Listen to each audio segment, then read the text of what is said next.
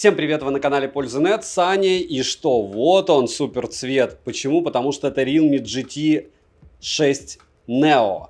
Или Neo 6, как кому удобно. Сейчас идем топить, этого делать нельзя. Ну что, за 2 года в этом бассейне у нас утонуло, получается, только 4 смартфона.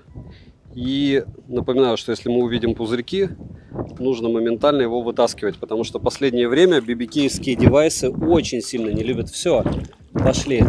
В общем, позор на них. Но умрет или нет, расскажу в личной телеге. А так, это Neo 6, точно в воду нельзя его пихать.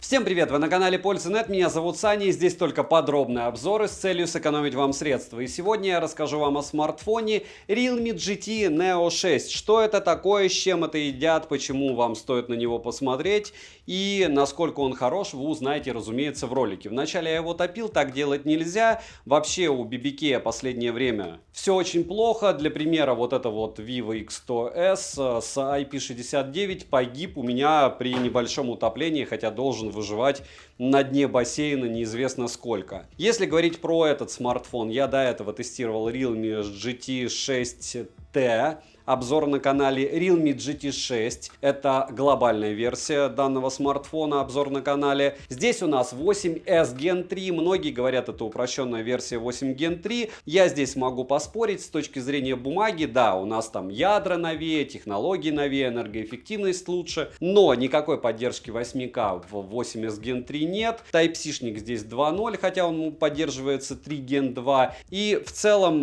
непонятно, в чем здесь плюсы, потому что 8 Gen 2 у меня всегда выбивал больше, и оптимизирован под все он был лучше. Разумеется, я для интереса его так же, как GT 6, сравню с Pixel 8, а к счастью 4К 60 FPS на основном модуле, которые снимают очень даже неплохо. Если говорить про какие-то особенности, здесь Vibra Haptics Engine, и вроде бы все должно быть хорошо, но не все так хорошо. Разумеется, и русский язык на борту, Google сервисы на борту, как я уже сказал, 8S Gen 3 здесь процессор. Помимо этого UFS 4.0 внутренняя память очень быстрая, 170 тысяч баллов в Antutu она выбивает. Если говорить про какие-то его особенности, автономность 8,5 часов в PC-марке Cosmos, реально 2500 люксов он показывает, реально кайфово играть почти в PUBG New State на максималках, почти кайфово играть в какой-нибудь там Diablo, но кадры тоже выпадают. И химичить с этим смартфоном можно долго и упорно. Плюс есть инфракрасный порт, 2 физические сим-карты, eSIM отсутствует. И много всяких штук. Про ИИ рассказывать не буду, потому что это вот это чистой воды маркетинг, если когда вам про телевики говорят, которые, к слову, здесь отсутствуют, потому что это упрощенная версия, это хоть что-то. А вот с ИИ здесь это чистой воды маркетинг. В отличие от Poco F6, здесь у нас AOT полноценный, Always On Display, не урезанный. И в целом смартфон очень даже достойный, с стеклом Corning Gorilla Glass Victus второй версии. С тыльной части у нас тоже стекло. А главное, легендарная расцветка, которая, по-моему, отсутствует в GT 6. Фиолетовый я там не видел.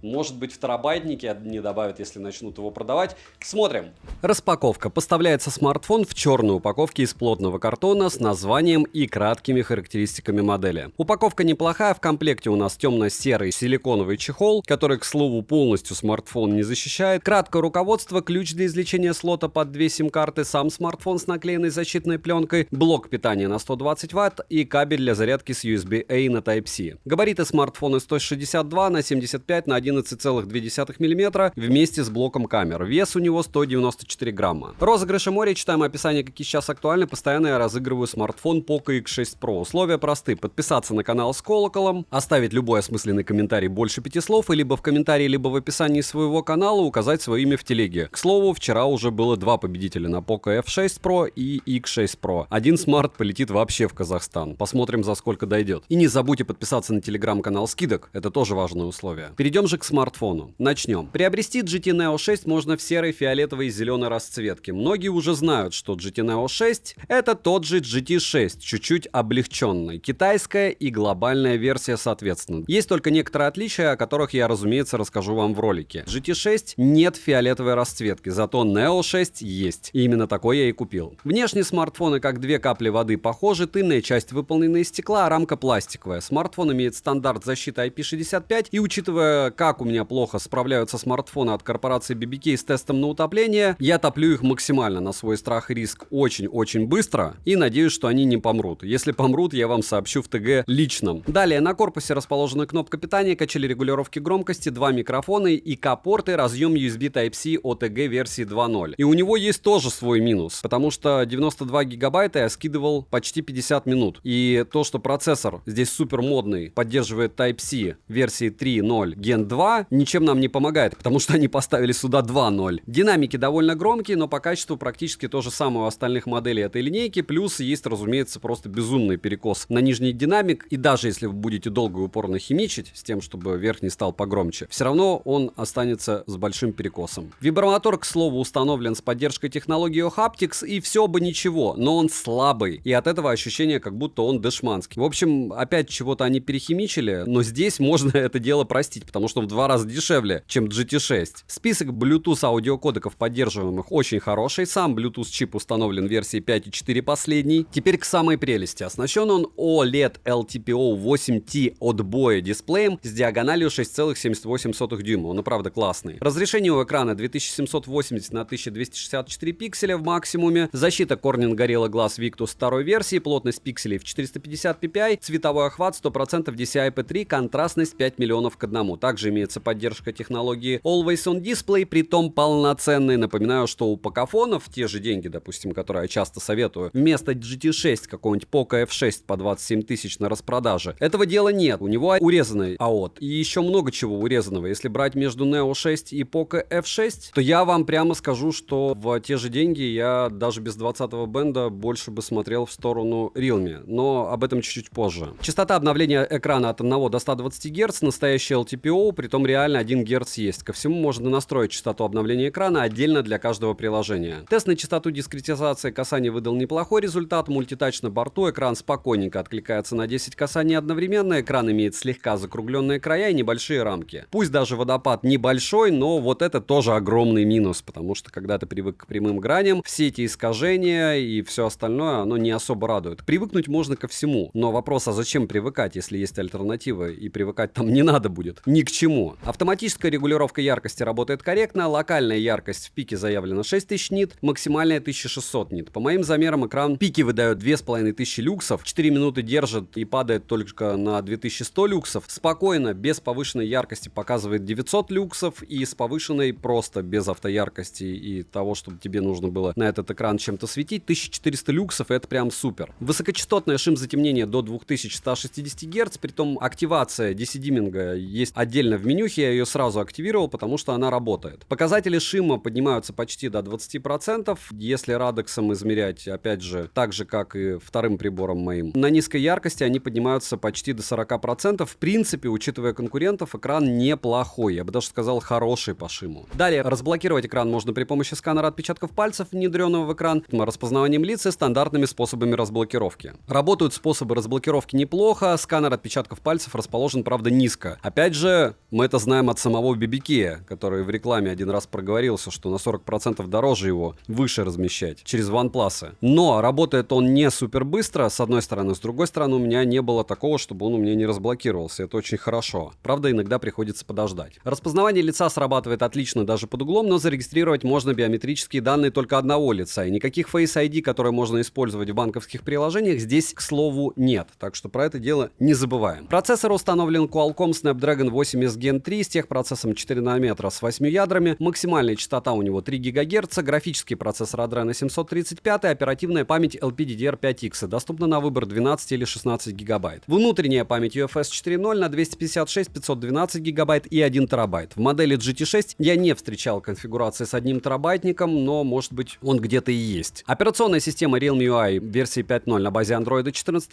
версии. Режим GT на борту, также есть различные AI-функции. Система работает хорошо, подвисаний не было. Google сервисы, разумеется, есть. Русский язык есть, несмотря на то, что это китайская версия. По связи имеется поддержка высокоскоростного Wi-Fi, почему-то 6-й версии, поддержка 5G, 4G сетей ниже. Для 4G сетей нет 20-го бенда, в отличие от GT6. Датчик приближения работает без нареканий, NFC модуль на 360 градусов в наличии. MirPay встает без проблем. GT Neo 6 в GPS-тесте показывает точность 3 метра, притом здесь он двухдиапазонный L1 плюс L5. Благодаря подписчикам я теперь знаю даже, как это проверять. 5. Спасибо за подсказки. Емкость аккумулятора 5500 мАч, заряжается от родного адаптера питания на 120 Вт от 0 до сотки за 33 минуты. Беспроводной зарядки нет, как и нет реверсивной зарядки. Вот такой вот убийца флагманов в GT6. Там то же самое было. В PC-марке Smart выдает очень приличные 8 часов 24 минуты и 17 тысяч баллов с половиной. Это прям очень неплохо. В играх Smart поедает в час, смотрите, в PUBG New State 20%, где-то 20% он поедает в Diablo Immortals, при том 60 FPS, и только легкие проскакивания, подлагивания бывают. Но если вы планируете его приобрести под Genshin Impact, здесь возникает проблема. На высоких, даже не на максимальных настройках, при 60 FPS уже на 4-й минуте начинает потихонечку отваливаться тач. И сказать, что играть кайфово, нет, играть вообще в Genshin не кайфово, и здесь, наверное, больше вопросов к оптимизации 8S Gen 3. Но это как раз вопросы к тем, кто упорно кричит, что 8S Gen 3 это упрощенная версия 8 Gen 3, хотя баллов в Antutu 8 Gen 2 выбивает больше, 8 Gen 2 поддерживает съемку в 8К, правильно, но это все не важно. В общем, на данный момент оптимизация под Genshin нулевая и играть неприятно. Многие смартфоны за меньшие деньги с процессорами проще справляются с этим делом лучше. С другой стороны, даже за 20 минут игры он яркость не сбросил. В отличие от своего собрата GT6, который нам показал 200 люксов на секундочку. Вообще играть невозможно было в него. А вроде бы одно железо, правда? Так вот, в YouTube он в среднем пожирает на максимальной, без повышенной яркости 5% заряда в час, и это прям очень хорошо. Процессоры, правда, очень энергоэффективные. Перейдем к тестам. Тротлинг-тест проходит со следующими результатами. 256 гипсов минимально, максимально 398 и в среднем 327 гипсов. На 100 потоках при 60 минутах. В Antutu он выбивает на 3-й прогон, мы его 3 раза гоняли подряд, без сброса яркости, на пользу стрима 1,5 миллиона баллов. Но я не буду рассказывать про стресс-тест, который вы сейчас видите. Я расскажу вам чуть-чуть другую историю. Я каждый смартфон теперь стараюсь с сотки в ноль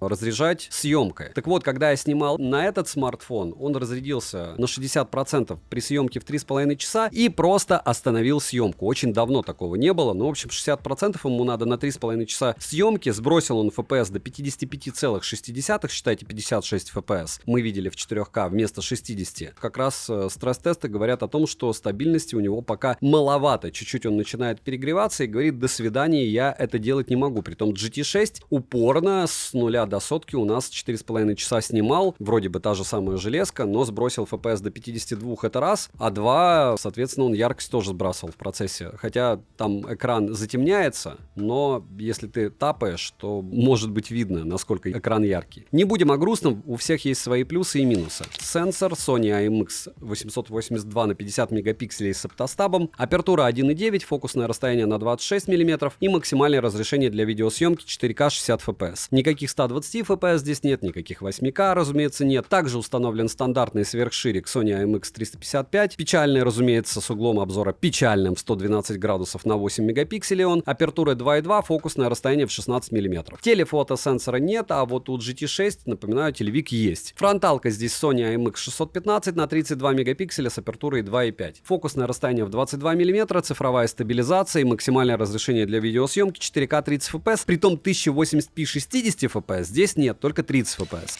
4К 60 FPS, и да, мне нравится все сравнивать с Pixel 8a. Почему? Потому что Pixel 8a имеет только один плюс. Это камеру, притом она сомнительная, учитывая, как он выбрасывает кадры. Но, опять же, решать вам. 4К 60 FPS, съемка с двух рук, два смартфона, Realme Neo 6, попроще, чем GT6, и Pixel 8a. Вот так вы сможете снимать. Зум максимум на Realme X10, на Pixel 8a, X5. И вот я не знаю, зачем этот X10 нужен. Вот в X5 он снимает хуже, чем Pixel, вроде бы. Опять же, виднее вам, потому что то, что я вижу на экране, не всегда соответствует тому, что видите вы. Потому что, когда файл записывается, смартфон еще дорабатывает все. Допустим, на Pixel я сейчас вижу лютейшее выпадание кадров. Так, 4К 30 FPS, ночь, тест в дождь, ветер. Дождь не сильный, но достаточный для того, чтобы все убежали с улицы. Да, и, разумеется, молния. И, разумеется, дождь может начаться сильный, но нам же важна частота эксперимента, а мы в основном здесь все это дело сравниваем. И вот так в X2 сможете снимать, и здесь по мне очевидный лидер, хотя и в шумах так же, как и Pixel, Realme. И это было логично, потому что Realme был в режиме 4К 30 FPS, а Pixel был 4К 60 FPS. Кстати, вот сейчас Pixel 4К 30 FPS может переходить на ультраширик. Realme такое не может. Вот теперь 30 FPS против 30 FPS. И здесь еще можно поспорить, кто лучше, кто хуже. Но по мне Realme все равно лучше. Но не факт. Но Pixel может уходить на ультраширик. И две фронталки 4К 30 FPS. Если увидите этот ролик, значит молния по мне не попала, а вероятность попадения молнии правильно выше, чем выигрыш в лотерее. Это тем, кто играет в лотерее. Вот так сможете себя снимать. Насколько эффектно, эффективно и целесообразно решать вам. Вот так, если источники освещения позади. Фронталка у Realme вообще это дело не любит. Но с другой стороны, главное, как говорится, снимает, и то неплохо. Короче, вот смотрите, не знаю из-за чего, но такая беда, на ультраширике нет желтизны, а на основной камере вот такая желтизна. Смарт под дождь не попал, был в сумке. Притом на ультраширике этого дела нет. Могу предположить, что причина такого поведения в том, что он по какой-то причине перегрелся, потому что он иногда качает обновление и нагревается. Но смысл в том, что если ты...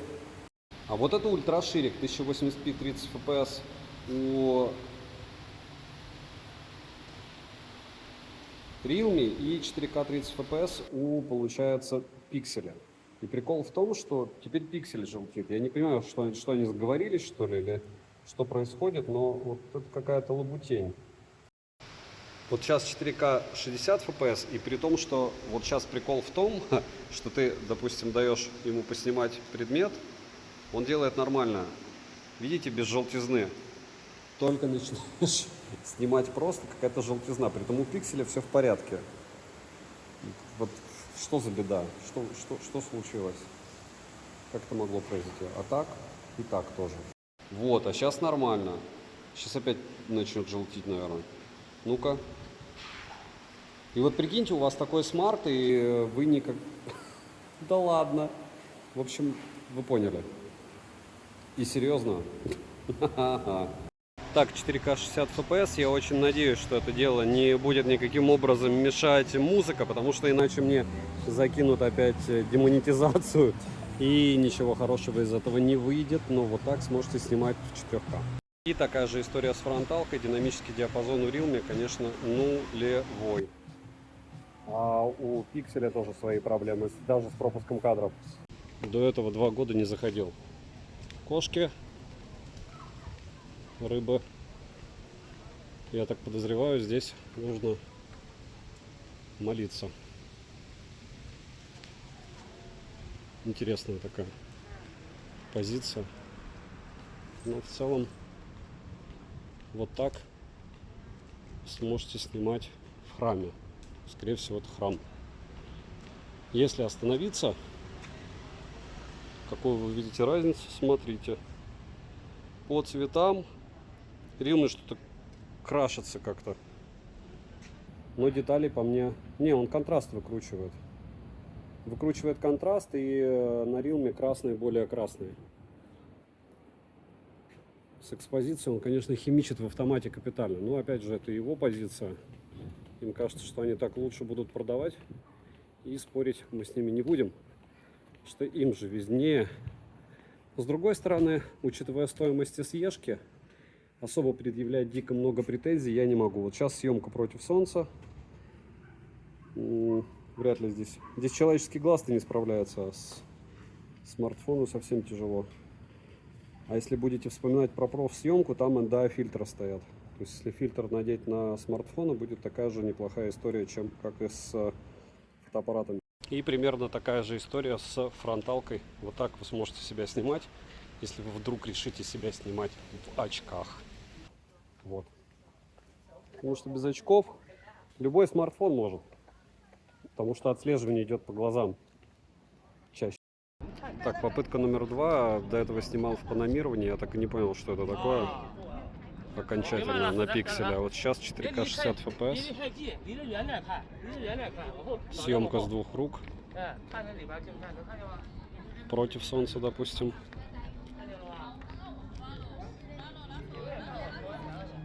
Вот так сможете снимать.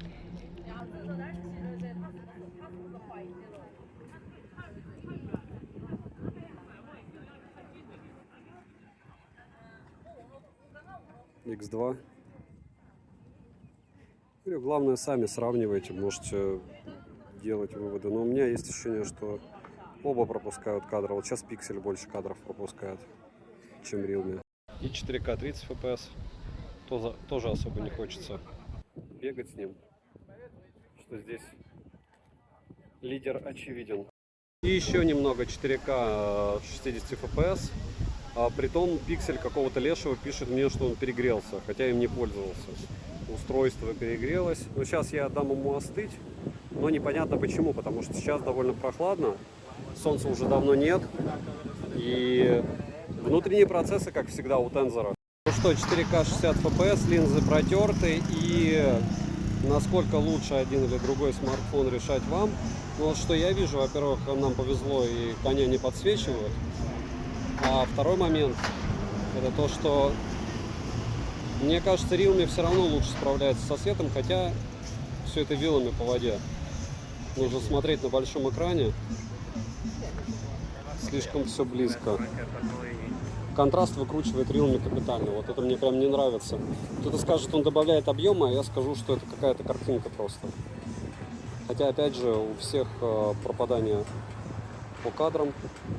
И, как говорится, все относительно. На вкус и цвет все фломастеры разные. Но для этого и существует сравнение. Оценивайте. Вот смотрите, автофокус у Realme не видят эти бутылки, мне кажется. У Pixel увидел. Ну и вот такое сравнение в 4К 30 FPS. Пляж, основные модули. Напоминаю, что Pixel может уходить на ультраширик. Но я думаю, что и основных модулей вам хватит. Вот так примерно вы сможете снимать. И здесь Pixel, я не знаю, они одинаково плохие по мне, нет? Хотя все, как говорится, относительно. Вот давайте зумировать к нашему Макдональдсу X5. И на зуме ушатайка идет. Ушатайка и на ультраширик. Приключение, смотрите, какое. Все, основа.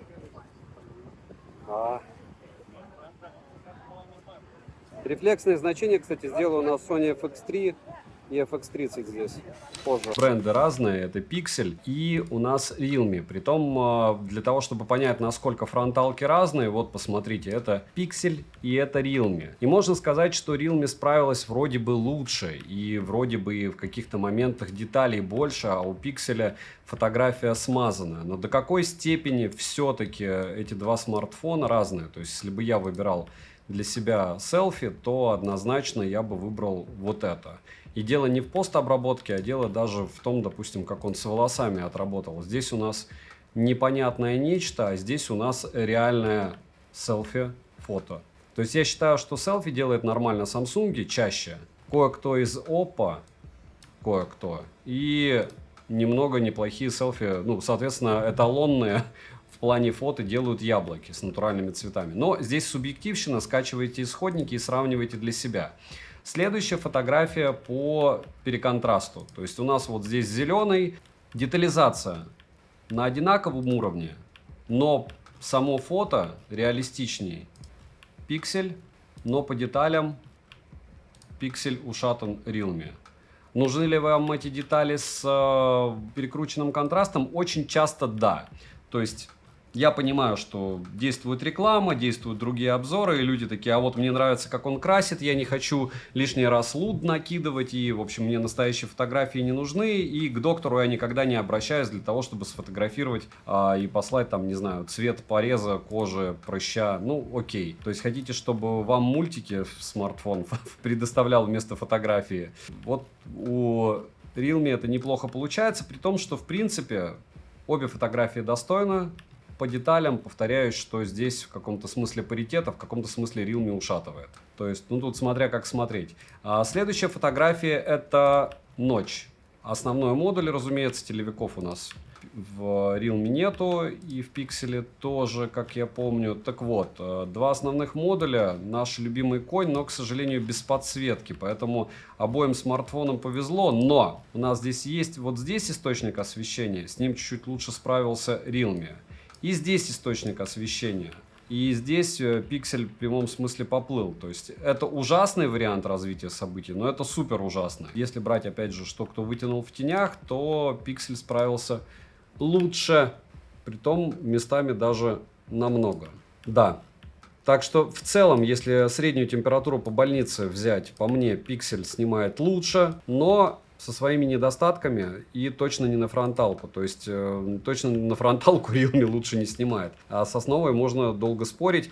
При съемке днем плюс-минус одинаково будет. Так, и по фото не устаю напоминать, что если необходимо продать смарт, достаточно просто показывать только его, еще и выбрать удачные фотографии. Это не самое удачное селфи, но неплохое. Это не самое удачное фото ночью, но хорошее, учитывая, как он отработал с источником освещения. Неплохо, не идеально. Вот здесь, допустим, удачная фотография, здесь тоже. Здесь все поплыло, стабилизатор не отработал. Притом, по идее, должен был бы. И вот если брать все фотографии, где-то у меня, разумеется, завален горизонт, то в принципе 1 из 5 у меня только не получалось, а все остальное сходу, будь то в высоком разрешении фотографии, либо я делал также с задержкой, в принципе все было очень даже неплохо. И как часто говорят, вопрос не того, насколько хорошо смартфон фотографирует, а вопрос того, какую ты модель выбрал, что ты за пейзаж выбрал для того, чтобы фотографировать.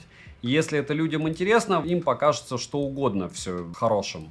Если людям это дело не интересно, то начнут искать либо наоборот на кропе что-то, либо здесь это огромнейшая проблема цвета.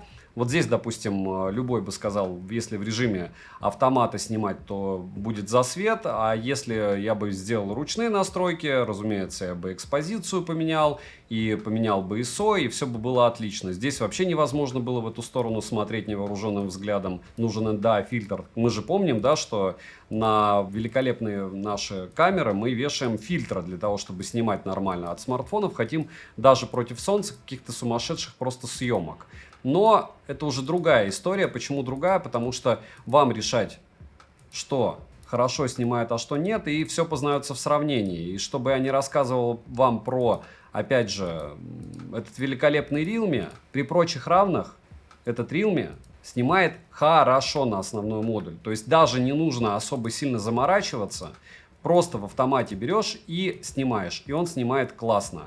По мне. Если говорить о пейзажах, то же самое. Если говорить о ультраширике, здесь вопрос количества света, но он везде более-менее убогий. Если говорить о том, что вам необходимо счетчики там или цены сфотографировать, вот, пожалуйста, спокойно, он фотографирует все цены. И детали, их всегда будет более чем достаточно. Единственное, да, если у вас будет пересвет какой-то, если вы ночью будете снимать, будут шумы, разумеется. Так, чтобы замыливались края, я не видел. В целом, все фотографии очень даже достойны. Единственное, меня почему-то раздражает отсутствие системности в преподносе. Вот смотрите, ничего не сливается даже.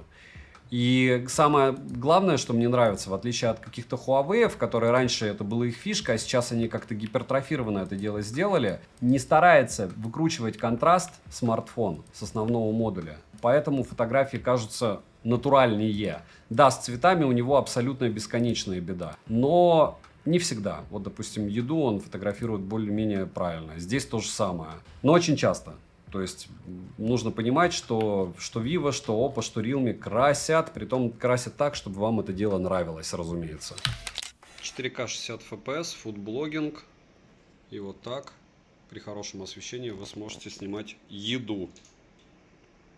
X2. 4К 60 FPS. Ну, вот если кто-то видел бассейны, то красит, конечно, Realme вообще люто. Все. Вот просто лютейшим образом красит. Но главное снимает, как говорится. И это 4К 60 FPS. На фронталку не переключить, разумеется. Но можно параллельно фоткать. 4К 60 FPS, ну вот если ни с чем не сравнивая, ночь. Вот так сможете снимать с высоты некоторых птичек. Некоторые птицы на 30 этаже живут. X2 и X10 максимум. И для примера вот 4К 30 FPS. Есть, кстати, ощущение, что в 30 FPS почему-то кроп. Хотя не должен быть.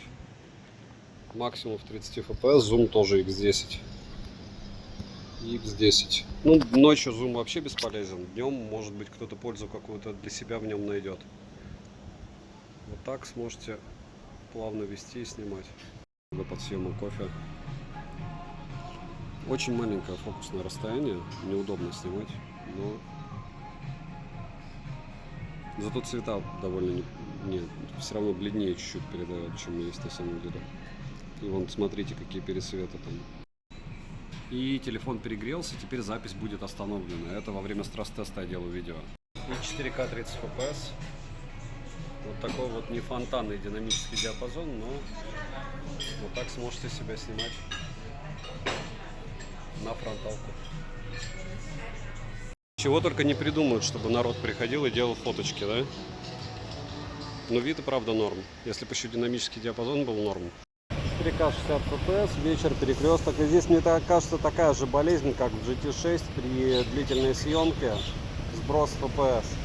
Но что есть, то есть, как говорится. А для вас важно, что вы можете увидеть примеры, а все остальное мелочи жизни и сами сделать выводы. Во всяком случае, при такой съемке в районе там минуты, 2-3 вряд ли будет потеря FPS. Я во всяком случае в рилмевских GT6 Neo 6T, вот это Neo 6SE не наблюдал ее. Уже если дольше, чем 3 минуты, то это возможно. И ультраширик 1080p 30 fps, ничего печального, если ничего от этого дела не ожидать, нулевой динамический диапазон практически, очень печальный, но с другой стороны, главное, как говорится, снимает, просто на уровне таком экономном. 4К 60 fps, вот смотрите, я в высоком разрешении фотографировал, нужно где-то секунды 3 для того, чтобы смартфон подогнал в автомате экспозицию и ISO.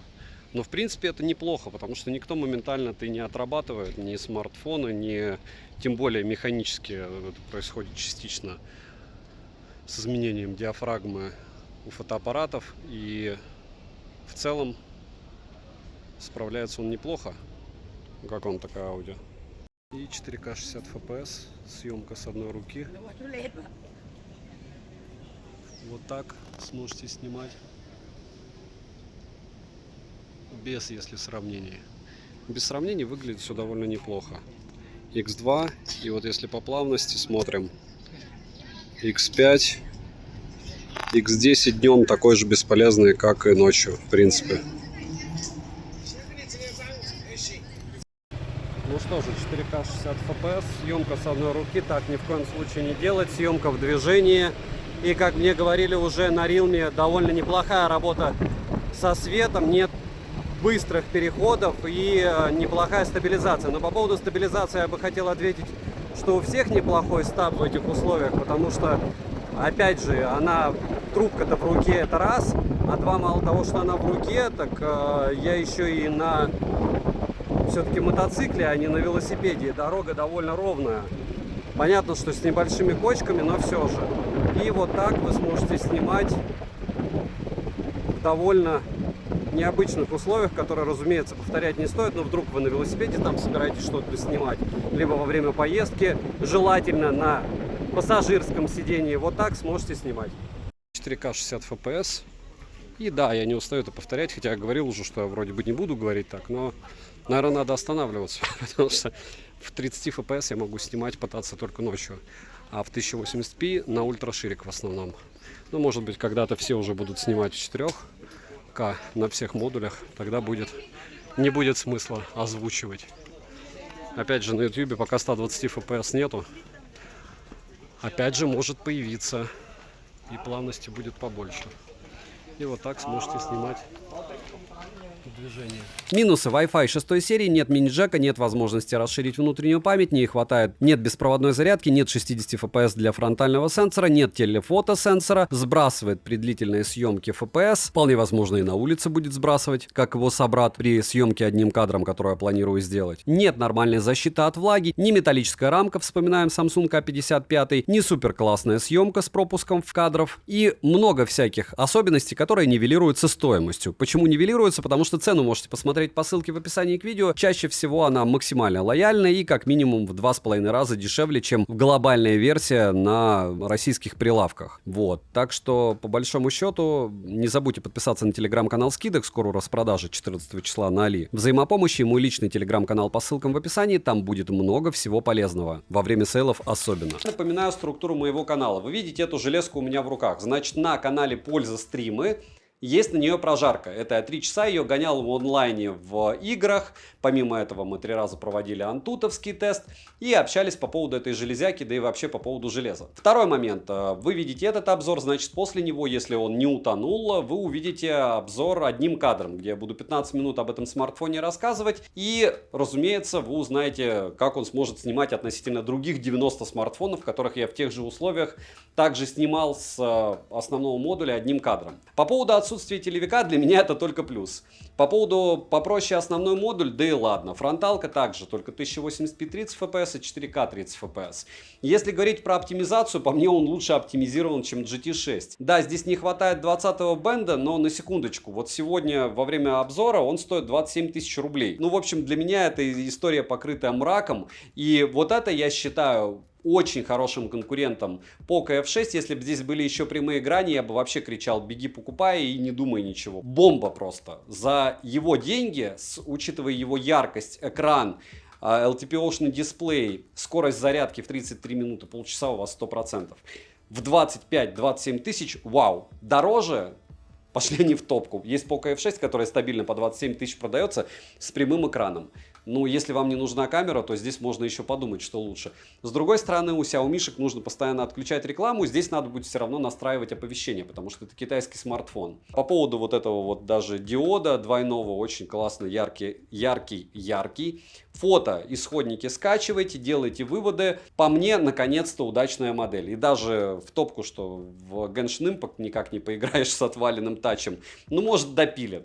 Дело было не в бобине, а в этом почти 8 Gen 3 процессоре, мое мнение. У вас оно может быть и должно быть, разумеется, другим. Смотрите все обзоры обязательно, подписывайтесь на канал с колоколом. Огромное спасибо за просмотр. Пишите комменты, ставите лайки и колокольчик. Напишите, тормозит у вас YouTube или нет, потому что сегодня пуля, что все пропало, хотя у меня просмотры почему-то не просели. Добра и удачи вам, дорогие друзья!